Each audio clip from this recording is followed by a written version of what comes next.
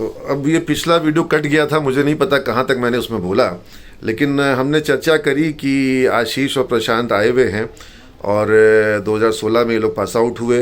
विप्रो में दोनों को ही पोस्टिंग मिली, लेकिन आज दोनों 2 स्थानों पर पहुंच चुके हैं और दोनों आगे बहुत अच्छा करेंगे। अब इन्हीं लोग से सुनते हैं इनकी कहानी। सबसे पहले शुरुआत कर रहा हूं मैं आशीष के साथ। ठीक है आशीष, तुमने कब एडमिशन लिया था और उसके पहले की बात और उसके बाद की बात बताओ। मैंने 2013 में एडमिशन लिया था सीमेज हाँ, में। हाँ। मेरे बहुत सारे दोस्त लोग यहाँ पढ़ते थे, उनसे मुझे सीमेज के बारे में पता चला। और सीमेज में मैंने 3 साल पढ़ाई की बीसीए की। और हम लोगों के साथ सबसे अच्छी बात ये रही कि 3 महीने हम लोगों ने मगध यूनिवर्सिटी में पढ़ाई की। उसके बाद में हम लोगों को AKU का एफिलिएशन मिल चुका था। तो हम तुम्हारी क्लास में आए थे और तुम लोगों को बोले थे कि जो लोग चाहता है कि AKU में आ जाओ उसको हम अलाउ करेंगे, और नया एडमिशन हम AKU में नहीं लेंगे, जो मगध वाले लोग हैं उनको पहला विकल्प देंगे।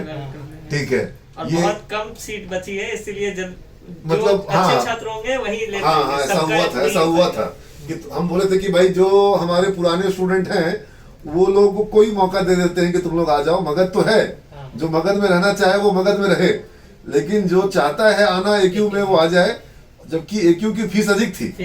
आपने ये भी बोला था कि तुम लोगों को एक्स्ट्रा फीस नहीं लगेगा। उसमें मेरे को बहुत नुकसान था, लेकिन था कि भाई पढ़ाई अच्छी हो जाएगी। हाँ, क्योंकि तुम लोग ये मानोगे कि अब ये सब बात कैमरे पे बोलने में दिक्कत है कि दोनों में अंतर है, लेकिन अंतर था।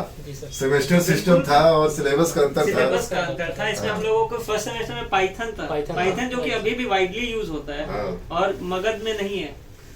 अभी जब AKU के इंस्पेक्शन टीम आई थी तो उसमें जो सिलेबस बनाए थे विजय बहादुर सर वो भी आए थे, तो वो बड़ा अपना तारीफ कर रहे थे कि मैंने पाइथन डाला, क्योंकि पाइथन का वर्कशॉप चल रहा था हम लोग का उस वक्त IIT कानपुर के साथ में अभी जो चल रहा था। हम बोले दैट इज वेरी गुड, लेकिन हम उनसे पूछे कि सर PHP क्यों नहीं डाले, वेब में PHP जो है सिलेबस में क्यों नहीं डाले। थर्ड सेमेस्टर वेब डेवलपमेंट था सर, लेकिन PHP नहीं था। PHP आज भी सिलेबस में नहीं है। PHP और ASP, ठीक है, इसके बिना वेब कैसे आपका पूरा होगा। ठीक है, और मगध तो खैर भूल ही जाओ, लेकिन आर्यभट्ट में भी वो नहीं था और आज भी नहीं है, जो कि होना चाहिए। बहुत सारी ऐसी चीजें हैं सर जो होनी चाहिए। तो हम लोगों ने मगध से हटके अब आर्यभट्ट की तरफ बढ़ा हम लोग, और वहाँ पे हम लोगों ने इतनी अच्छी यहाँ पे पढ़ाई मिली हम लोगों को कि हम लोगों का पहला बैच था जो कि 3 महीने ऑलरेडी डिले हो चुका था। फिर भी हम लोगों ने टॉप 10 में जगह, बहुत सारे स्टूडेंट ने हम लोगों ने बनाया। टॉप 10 में 7 या 8 ही स्टूडेंट हम लोगों के सीमेज के थे। ये चौंकाने वाली बात थी कि 6 महीने की पढ़ाई हम लोगों ने 3 महीने में करी, फिर भी 10 बच्चे टॉप 10 में। आगे जाके और भी गौरवान्वित तब हुए जब दीपक ने धीरज उसने गोल्ड मेडल जीता, और भी पहले बैच से होने के बावजूद वो हर साल मिला, आज तक मिल रहा है। तो जरूर कुछ ना कुछ पढ़ाई में है ऐसा जो कि दूसरे संस्थानों में नहीं है, क्योंकि आर्यभट्ट से बहुत सारे संबंधित है कॉलेजेस।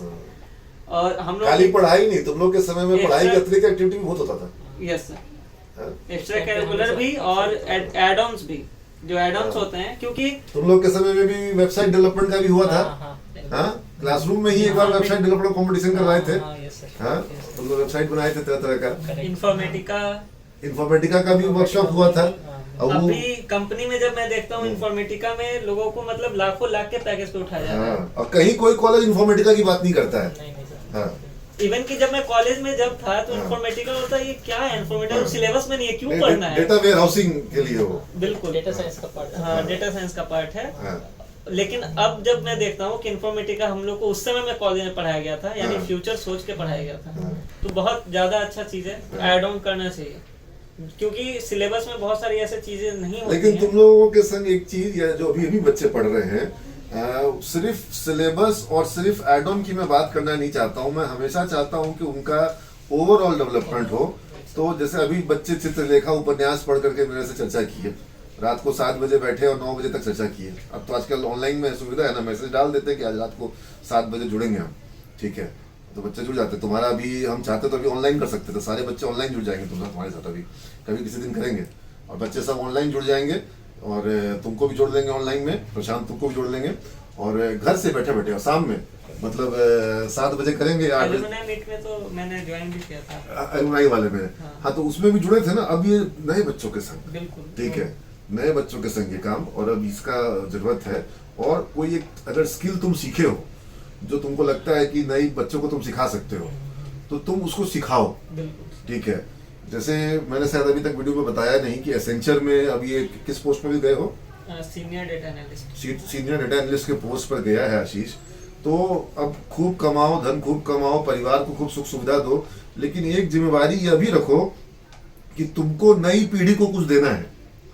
प्रशांत जो है वो साइबर सिक्योरिटी के फील्ड में है, तो अब साइबर सिक्योरिटी में तुम बहुत सारा स्किल सेट डेवलप किए हो, एक्सपीरियंस डेवलप किए हो, वो तुम अगर नई पीढ़ी को देते हो और तुम्हारे देने के कारण अगर किसी बच्चे का करियर बनता है तो उसका पुण्य तुमको मिलेगा, ठीक है। इसलिए तुमको उस पर ध्यान देना होगा, है ना। तो अब प्रशांत से मैं जानना चाहूंगा उसके बारे में, बैकग्राउंड के बारे में, और कैसे सीमेज में आया। तो सर मैं बहुत ही मिडिल क्लास फैमिली से बिलोंग करता था। तो एक्चुअली मेरा एम था नॉर्मल बीए करना, क्योंकि मुझे ज़्यादा इंटरेस्ट नहीं था। इंटर में भी मार्क्स बहुत कम थे मेरे, बट एक्चुअली यहाँ पे मेरे फ्रेंड्स लोग कुछ थे पहले पढ़ते थे, तो उन्होंने बताया था सीमेज के बारे में। तो यहाँ पे आके फिर मैंने पता किया बीसीए कोर्स के बारे में। मेरा भी एडमिशन सर मगध यूनिवर्सिटी में ही हुआ था। फिर बाद में 2-3 महीने के बाद हमारा ट्रांसफ़र हुआ AKU में। तो उस टाइम पे सर फिर फर्स्ट सेमेस्टर में जैसा आशीष ने बताया पाइथन वगैरह करने का मौका मिला सर। तो उस टाइम पे, और सर स्पेशल बात ये कि जो ट्रेनिंग जो सर हमारा हुआ था वो मेरा जावा में हुआ था। वो स्टार्टिंग से मेरा साइबर सिक्योरिटी वाला ही फील्ड था। तो जावा में सर बाकी कॉलेज के जो स्टूडेंट्स थे उनको एक्चुअली समझ नहीं आता कि कैसे समय इंडस्ट्रियल जावा भी करवाया गया होगा, राइट है ना। सिंटू सर लिए होंगे इंडस्ट्रियल जावा का। तो बाकी स्टूडेंट्स को जो चीज़ समझ में नहीं आता वो चीज़ हम लोग आराम से, सीमेज के जो स्टूडेंट्स थे मेरे बैच में, मैं था और सुदामा जी थे। सुदामा जी को भी शायद आप जानते हैं। वो तो मतलब हमारा सबसे पहला कोई भी सवाल हमारा प्रोजेक्ट खत्म होता था, क्योंकि वो सारा चीज हम लोगों ने तो भी लोग लाइब्रेरी मैनेजमेंट का बनाया था ना। नहीं, पारस हॉस्पिटल का था हमारा, पारस का था। लाइब्रेरी मैनेजमेंट का भी हम ही लोग का है सर। MU का बच्चे बनाए थे। तो उसमें सर तो वही सब चीज़ है। उसके अलावा फिर इन्फॉर्मेटिका, एंड्रॉइड डेवलपमेंट वगैरह का सबका हुआ था हम लोग का। वो सारा हम लोग MTech के कोर्स में प्रेजेंट था सर, वो सारा सिलेबस। तो जो चीज़ बाकियों को समझने में दिक्कत होती है उससे हम लोग को आराम से। ये बात हमको कई बच्चों ने बताई कि विप्रो में जो उनको ट्रेनिंग मिली, तो वहां पर उनको कॉलेज से मिला हुआ जो पढ़ाई था वो काम आ रहा था, ठीक है। और इन्फॉर्मेटिका भी विप्रो करवाता है। और जो IIT बॉम्बे का स्पोकन ट्यूटोरियल का कई सारा मॉड्यूल है वो भी विप्रो करवाता है, और वो हमारे यहाँ बच्चे कई लोग पहले ही कर चुके थे। हाँ, ये एक चीज हुआ है। मतलब इसको हम लोग इस रूप में देखते हैं कि बिहार में लोग BCA को डिग्री के रूप में देखते थे, और सीमेज में BCA को डिग्री के रूप में कभी भी ना बच्चों ने देखा, ना उसको हम चाहते हैं कि वो BCA की डिग्री के लिए आए यहाँ पर, और ओवरऑल अपना कॉन्फिडेंस, नॉलेज, स्किल डेवलपमेंट के लिए आए। और तुम लोग होली मेला वगैरह भी एंजॉय किए होंगे, है ना। उस टाइम तो बहुत कुछ हुआ था सर हम लोग का। नहीं देखो, अब कोरोना में तो सब चीजें रुक गई हैं। ओजस वगैरह सब कुछ, ओजस स्पोर्ट्स भी हुआ होगा। हाँ, तो अब अगर जैसे ही चीजें खुलती हैं तो फिर हम लोग वापस चाहेंगे कि ओजस हो, स्पोर्ट्स टूर्नामेंट हो, होली मेला हो, पेरेंट्स डे का कार्यक्रम जो होता था वो हो। हाँ, वुमेन्स डे का 8 मार्च को जो होता था वो भी बहुत बढ़िया होता था। इंटरनेशनल वुमेन्स डे के अवसर पर होता था। इंटरनेशनल पेरेंट्स डे हम लोग बहुत अच्छे से ऑर्गेनाइज कराते थे। अच्छा, चलिए, तो इसी बीच में अब मैं आपका परिचय कराऊंगा आशीष की संगिनी के साथ।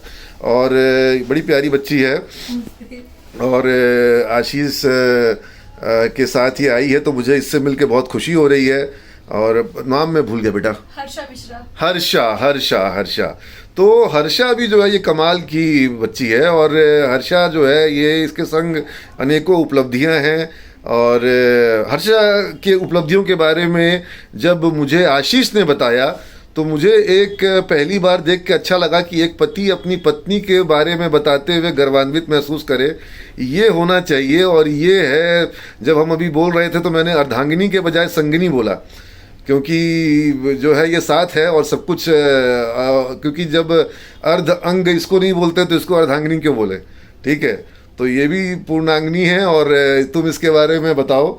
और जैसे तुम हमको बता रहे थे सब बात, तुम ही बताओ, क्योंकि ये अपने बहुत मॉडस्ट हमको लगी, ये अपने बारे में तारीफ नहीं करेगी। हाँ, ये मेरी वाइफ है हर्षा। ऐसे इनको परिचय की जरूरत नहीं है। हाँ। इन्होंने सबसे कम उम्र में पूरे भारत की यात्रा की, वो भी साइकिल से। हाँ। तो साइकिल से 14 किलोमीटर अगर गांधी मैदान चले जाएं तो हाफ जाएंगे। हाँ। और इन्होंने पहाड़ की चढ़ाई, रेगिस्तान की चढ़ाई, ठंड, सब कुछ झेल के पूरे भारत का यात्रा करा है। मतलब साउथ इंडिया भी गई थी क्या? हाँ। कहाँ तक गई थी? मतलब कॉर्नर रामेश्वरम वगैरह हर सब एक कुछ। स्टेट को, हर एक कैपिटल तक कन्याकुमारी। हम जाते थे। अच्छा, हाँ तो तुम मतलब चेन्नई वगैरह सब गई हाँ। साइकिल से? साइकिल से मैं उस साइड नहीं गई, मैं बाइक से जब गई थी तब गई थी। बाइक से भी तुम एक बार गई हो? हाँ, मैं बुलेट से भी बुलेट ride से? करी। हाँ। वाह जबरदस्त, तो बहुत ताकतवर है, तुम तो इतना कमजोर है। हाँ? तो ऐसे, और ये वेस्ट कैडेट भी रह चुकी है एनसीसी में। की, हाँ। और आरडीसी भी इन्होंने कंप्लीट करा है। हाँ, हाँ। और ओवरऑल ये बहुत अच्छा इनके अंदर जुनून है किसी चलो। भी चीज को ठान के करने का। चलो, तो ये चीज बहुत ज्यादा प्रेरणा देती है, इवन तुम मुझे लोग- भी देती है प्रेरणा कि ये जो ठान लेती है ये करती हैं।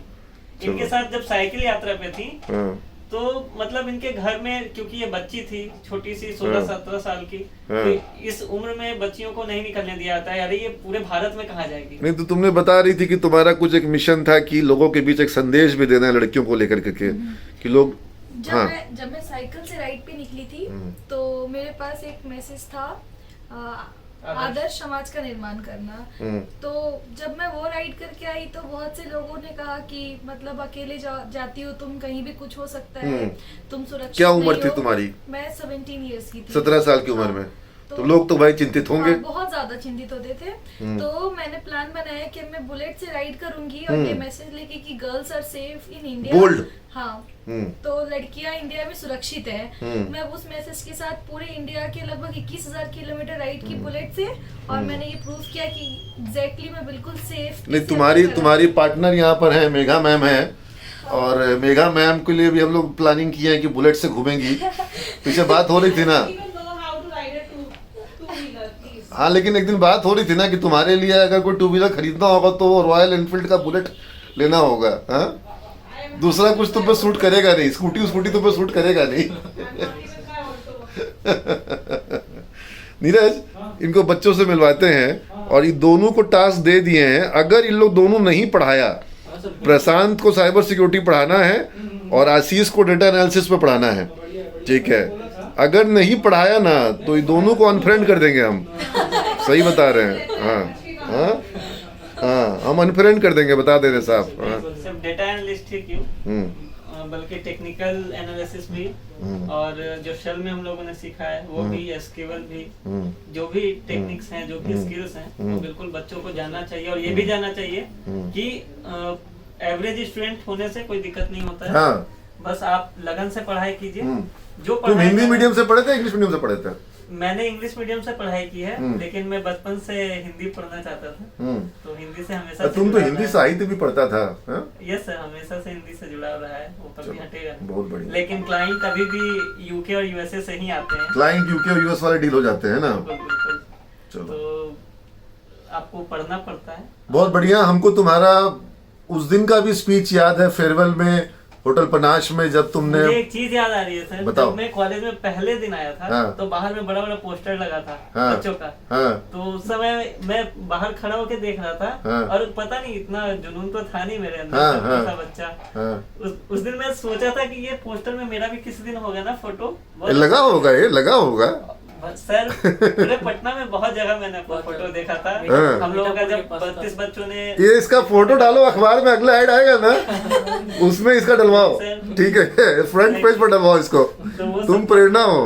हाँ, सर, दोनों को डलवाओ। प्रेरणा। तुम किस कंपनी में अभी प्रशांत? सेवेंटिक में सर, हाँ? साइबर सिक्योरिटी की कंपनी है सर, कैलिफोर्निया की। कैलिफोर्निया की कंपनी है? जी सर। अच्छा, तुम क्या बता रहे थे कि तुमको अभी विप्रो वाला कहाँ भेजने को तैयार हो रहा है? अभी जब मैंने पेपर डाउन किया है तो इंटरनली बात चल रही है, वो मैं एक्सपोज नहीं कर सकता। चलो ठीक है, चलो ठीक है। हाँ, तो हाँ, हाँ। retain करने नहीं, लेकिन के लिए अगर तुमको ऑन साइट भी मिलता हो तो वो तो तुम्हारे लिए विचार का विषय होगा, कि क्योंकि उसका एक्सपोजर अलग लेवल का होता है, और on site always come with additional enhancement, perks, and then some additional expenses also. Life is costly over there. हाँ, अगर life आपका is यहाँ costly 9 over there. लाख है तो वहाँ आपको 90 लाख तक मिलेगा। हाँ, लेकिन लाइफ थोड़ी कॉस्टली होती है बिल्कुल वहाँ होती है, पर। बिल्कुल होती है। But you can save their. हमारे बच्चे ऑन साइट जा चुके हैं, सीमेज के बच्चे ऑन साइट पे जा चुके हैं, तो अब सिमेज के बच्चे किस कंपनी में, अभी बस सिर्फ हमको अभी तक गूगल का नहीं पता है, गूगल फेसबुक का हमको नहीं पता है। अमेजन में अपने बहुत बच्चे हैं, बहुत अमेजन में, और इंटेल में तुम कृष्णा कुणाल की बात कर ही रहे थे, माइक्रोसॉफ्ट में हमारे स्टूडेंट्स काफ़ी हैं, ठीक है। तो मतलब अगर हम टारगेट करते हैं, जैसे ये टारगेट हम करते भी हैं, ये मेरे टारगेट्स में है, पदार्थ से डिस्कस कर भी रहे थे कि गूगल में बच्चों को भिजवाना है, और अभी हम लोग उसको नहीं कर पाए हैं। छोटा सा हमारा ये संस्थान, लेकिन आज हजारों की संख्या में बच्चे जो हैं, मतलब विप्रो का तुम कोई कैंपस बता दो जहाँ सीमेज का बच्चा नहीं हो। हर जगह हर हर हर पुणे से लेकर के तुम्हारा कोयम्बटूर, चेन्नई, हाँ सब जगह पर, तुम्हारा हैदराबाद, कोलकाता, नोएडा, भुवनेश्वर, सब जगह तुमको सीमेजन मिलेगा। सर मुझे डर लगता है, मुझे लगता है कि शायद विप्रो इस डर से बिहार में कोई अपना ब्रांच नहीं खोल रहा है। नहीं, विप्रो को बिहार में लाने का मेरा मिशन है, उस पर मैंने काम किया है। और कमी ये है कि देखो, बिहार में शिक्षण संस्थानों की भी कमी है। आज अगर साउथ में डेवलप हुआ सॉफ्टवेयर सेक्टर, क्यों डेवलप हुआ? क्योंकि साउथ में सॉफ्टवेयर के लिए इंजीनियरिंग कॉलेजेस की चेन पहले आई। बिहार में आज भी लोग वो डिग्री कोर्स करते हैं जिसको डिग्री के बल पर जॉब मिल जाए, और बीसीए भी बिहार में 50,000 लोग कर रहे हैं, तो 50,000 लोग उसका बीसीए का प्रैक्टिकल नहीं कर रहे हैं, ठीक है ना, खाली डिग्री पे फोकस कर रहे हैं। ड्रेन तो बिहार में बहुत ज्यादा, खाली डिग्री पे फोकस कर रहे हैं। तो अगर यहाँ के सारे कॉलेज में प्रैक्टिकल होने लग जाए, डेवलपमेंट होने लग जाए, तो यहाँ पर डेवलपमेंट सेंटर खुल जाएगा, विप्रो का भी खुल जाएगा, टीसीएस का भी खुल जाएगा, इन्फोसिस का भी खुल जाएगा। और बहुत दुख होता है कि हमारे बिहार में ये नहीं है। नहीं, उसका कहना यही है। बहुत जगह बिहार, राजीव जी विप्रो के कंट्री एचआर हेड थे, उनसे मेरी बातचीत हो रही थी कि भाई आपके बिहार में आपका संस्थान एक छोटा सा संस्थान है, जितने बच्चे हम लेते हैं, और आप हमको 5 नाम बता दीजिए जहाँ पे प्रैक्टिकल पढ़ाई हो रही हो। तो जब तक इंजीनियरिंग कॉलेजेस का और सॉफ्टवेयर के इंस्टीट्यूशंस का एक चेन डेवलप नहीं होगा यहाँ पर, तब तक यहाँ पर कंपनियां आएंगी कहाँ से? क्या हम बाहर से बच्चों को यहाँ लेकर के आएंगे? यहीं के ना बच्चे मिलने चाहिए। और यहाँ पर डिग्री का दुकानदारी है। मतलब क्या हो रहा है बीएड में, नर्सिंग में, ये किसी से छुपा हुआ नहीं है। इसलिए ये बदलना पड़ेगा मानसिकता यहाँ पर। इस वीडियो को यही समाप्त करते हैं, बहुत बड़ा हो गया है, और बच्चों के बीच में आशीष को पदार्थ से लेके जाएंगे।